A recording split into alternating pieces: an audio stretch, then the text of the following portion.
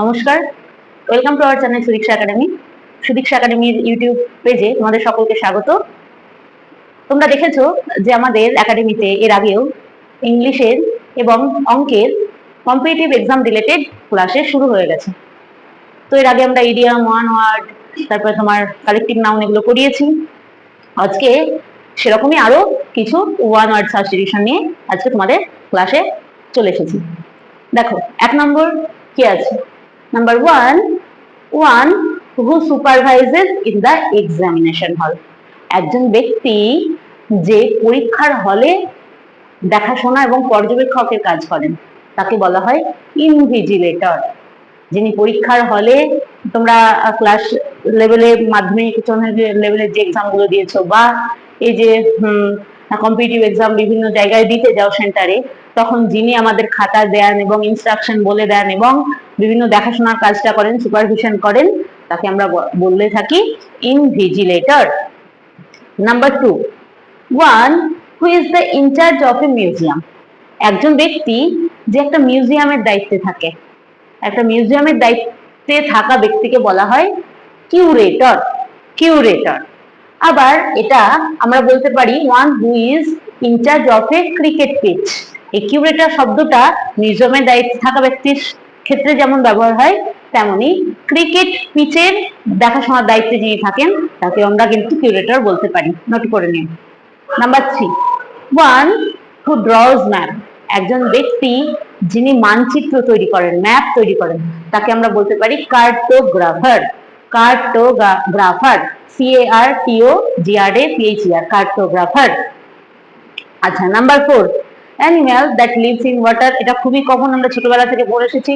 একটা পশু যেটা জলে বাস করে, জলে বাস করা পশুদের আমরা কি বলি? অ্যাকোয়াটিক বা জলচর।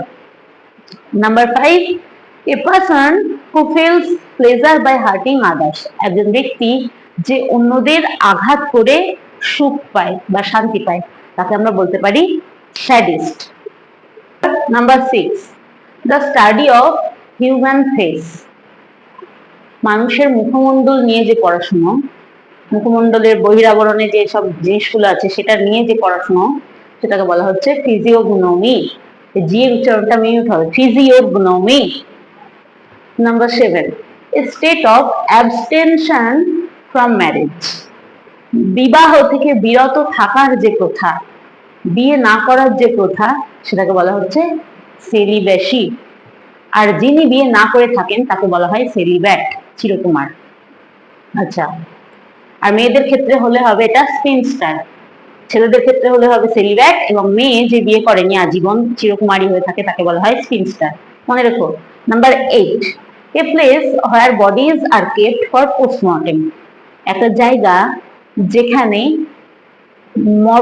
দেহগুলো বা মৃত দেহগুলোকে রাখা হয় পোস্টমর্টেমের জন্য, তাকে বলা হয় মর্টারি। মর্টারি, MORTUARY, মর্টারি। আচ্ছা, এইবার এটা কিন্তু বিফোর পোস্টমর্টেম, পোস্টমর্টেমের আগে যে জায়গায় রাখা হয়, পোস্টমর্টেম হবে এমন।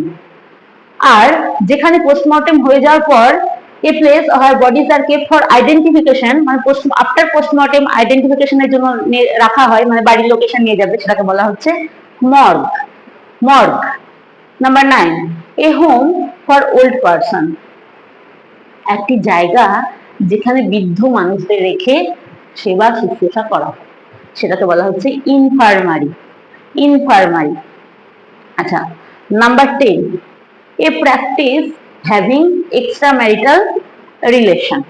বিবাহ বহির্ভূত সম্পর্কে থাকার যে প্রথা, যে কাজ, সেটাকে বলা হচ্ছে অ্যাডাল্টারি।